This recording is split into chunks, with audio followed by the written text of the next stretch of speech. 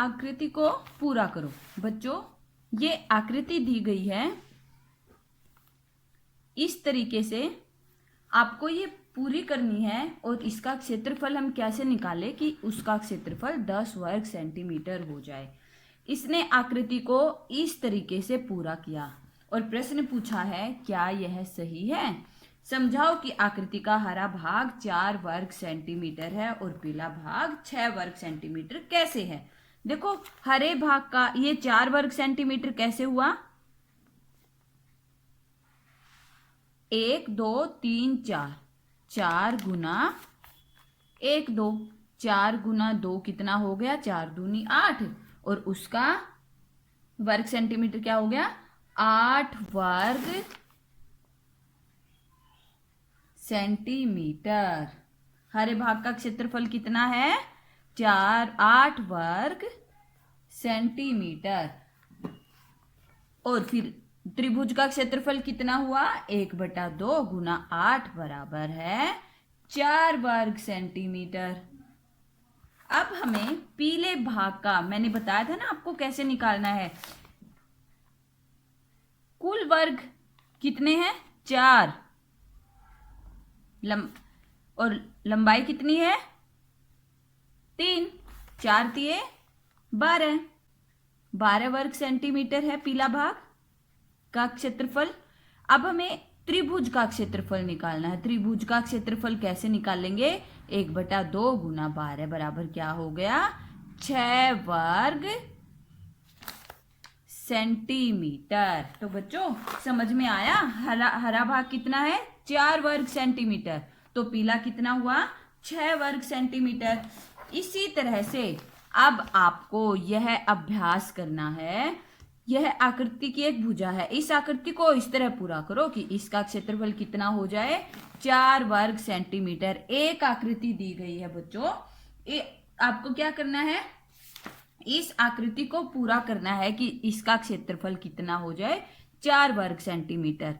दो वर्ग ये हो गए, इसको लंबाई करो, 2 वर्ग और ले लो और ये ऐसा त्रिभुज बना दो। ये है पहला। और अगर आप दूसरा तरीके का त्रिभुज बनाना चाहते हो तो ये ऐसे ही 2 वर्ग और आगे चले जाओ और ये ऐसे 2 वर्ग सेंटीमीटर। इसकी क्षेत्रफल आप निकाल के देखोगे तो आपको अच्छे से समझ में आ जाएगा। ऐसे ही अगला है, यहां एक आकृति की 2 भुजाएं दी हैं। आकृति को कुछ इस तरह पूरा करो कि इसका क्षेत्रफल कितना हो जाए, 2 वर्ग सेंटीमीटर से कम रहे। आपको क्या करना है, आकृति दी गई है, इस आकृति को पूरा करना है। तो यहां से ऐसे बढ़ा दो और यहां से ऐसे बढ़ा दो। क्षेत्रफल की तुलना आप खुद करें।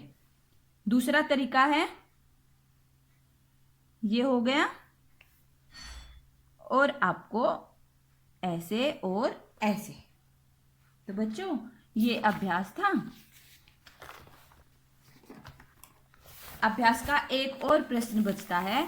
यहां 20 वर्ग सेंटीमीटर क्षेत्रफल का एक आयत है।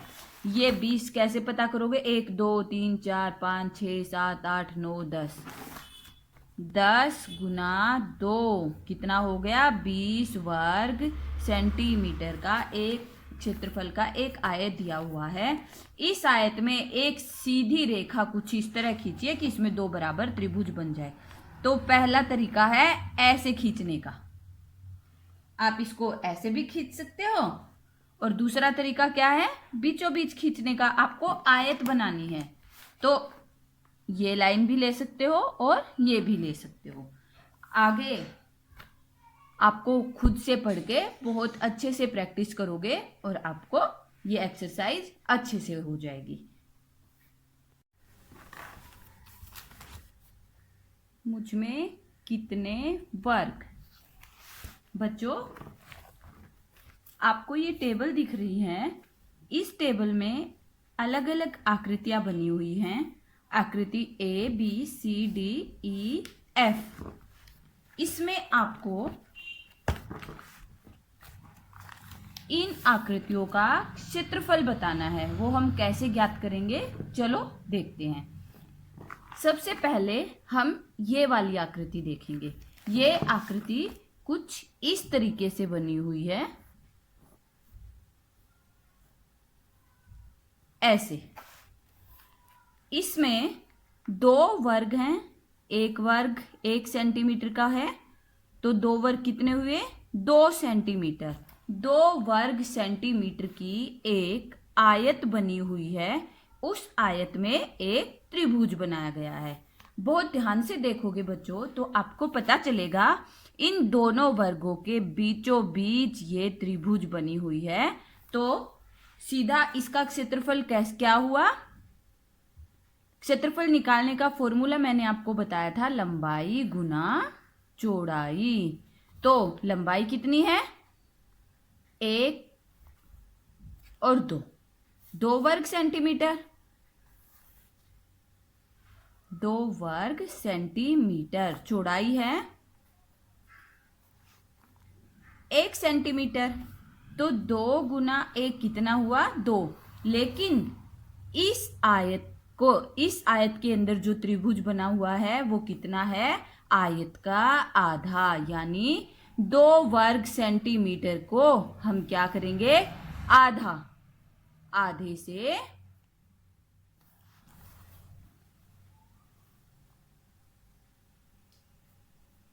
भाग दे देंगे। तो क्या बचा?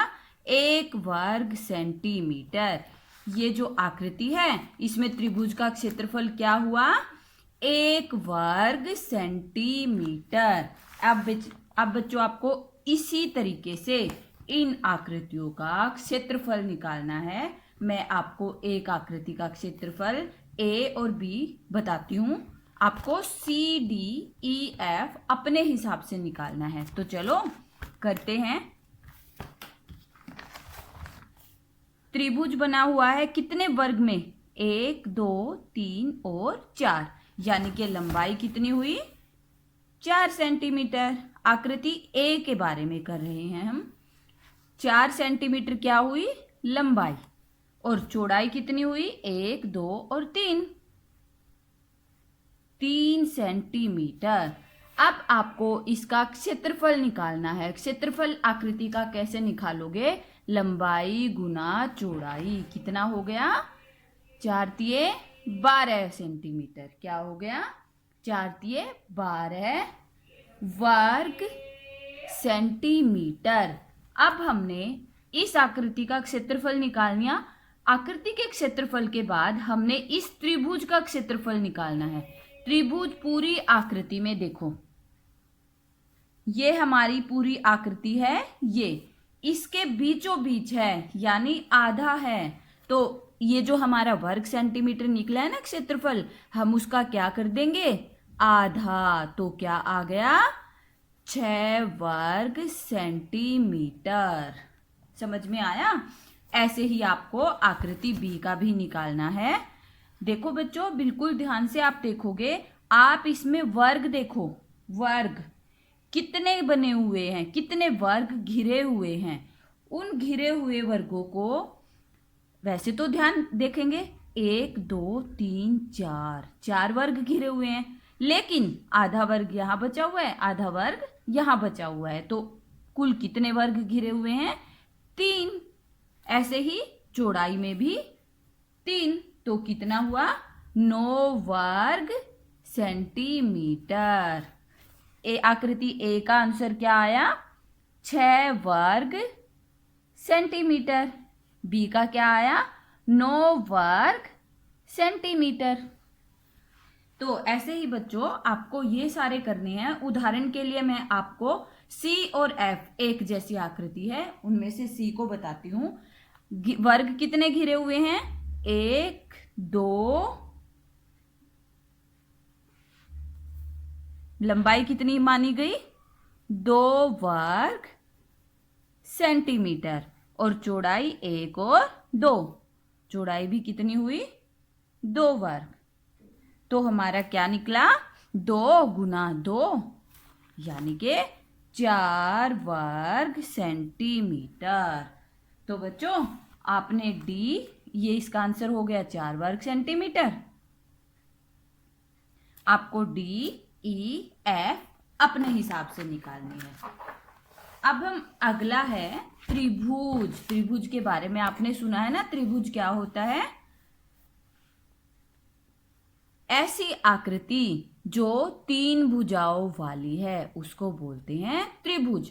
ये आकृति बच्चों आप ध्यान से देखो, इस आकृति में 2 त्रिभुज बने हुए हैं, एक नीले रंग की लाइन से और दूसरा लाल रंग की लाइन से। इसमें पूछा गया है क्या ये दोनों त्रिभुजों का क्षेत्रफल एक जैसा है?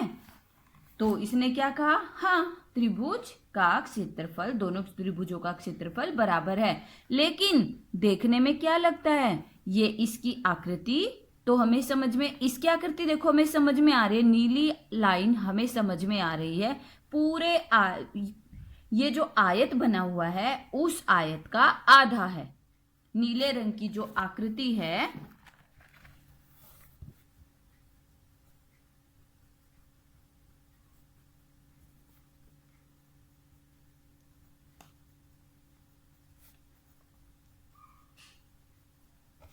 क्या क्षेत्रफल है इसका? नीले रंग की आकृति का क्षेत्रफल क्या है? 1 2 3 4 लंबाई, 1 2 3 4 5 चौड़ाई। 4 वर्ग सेंटीमीटर क्या है? लंबाई। और चौड़ाई क्या है? 5 वर्ग सेंटीमीटर। यानी क्षेत्रफल क्या हुआ? 4 गुना 5, ये है आयत का क्षेत्रफल 20 वर्ग सेंटीमीटर। और त्रिभुज का क्षेत्रफल क्या हुआ? 1/2 और 20, 2 ढाई 20 यानी 10 वर्ग सेंटीमीटर। ये तो बहुत इजी था। लेकिन अब हमें निकालना है लाल रंग की लाइन का क्षेत्रफल। वो हम कैसे निकालेंगे? आपको क्या करना है, देखो हम इसको इस तरीके से समझेंगे। हम इस त्रिभुज को इस तरीके से समझेंगे। हमने क्या किया? इस आयत को 2 रंगों में भर दिया, लाल रंग और हरा रंग। पहले हमें क्या करना है बच्चों? लाल रंग की आकृति को, लाल रंग की आकृति का क्षेत्रफल निकालेंगे।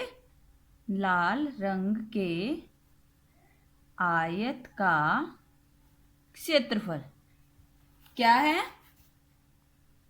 1 2 3 और 4, और चौड़ाई 1 2 3 क्योंकि ये यहां तक है। 4 गुना 3 कितना हो गया? 12 वर्ग सेंटीमीटर। अब आपको निकालना है हरे रंग का। हरे रंग का क्षेत्रफल क्या हुआ? 1 2 3 4, 4 लंबाई और 2 चौड़ाई कितना हो गया? 8 वर्ग सेंटीमीटर। तो बच्चों लाल और हरे का कुल क्षेत्रफल कितना हुआ? लाल और हरे का कुल क्षेत्रफल कितना हुआ? 12 जमा 8 यानी 20 वर्ग सेंटीमीटर। 20 वर्ग सेंटीमीटर। तो अब हमें लाल त्रिभुज का क्षेत्रफल कैसे निकालना है? लाल त्रिभुज का क्षेत्रफल 1/2 गुना दोनों आयतों का क्षेत्रफल यानी 20 वर्ग सेंटीमीटर। तो हमारा क्या आ गया? 10 वर्ग सेंटीमीटर। क्या आया? 10 वर्ग सेंटीमीटर। अब आपको समझ में आया? हमारा नीले रंग की आकृति का क्षेत्रफल कितना था? 10 वर्ग सेंटीमीटर। तो अब हमारे लाल रंग की आकृति का भी कितना हो गया? 10 वर्ग सेंटीमीटर। इसीलिए ये दोनों हम क्या कह सकते हैं कि नीले रंग का आयत और लाल रंग के आयत का क्षेत्रफल एक जैसा है। अब बच्चों अगला है आकृति को पूरा करो।